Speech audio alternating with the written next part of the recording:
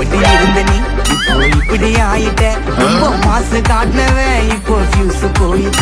அடையில் ஒரு வாழ்க்கையும் நாளும் எட்டி பார்த்தா உன் கருத்தை வேணாண்டா கொஞ்சம் மூடுறாங்க. மட்டிக்கு நாறு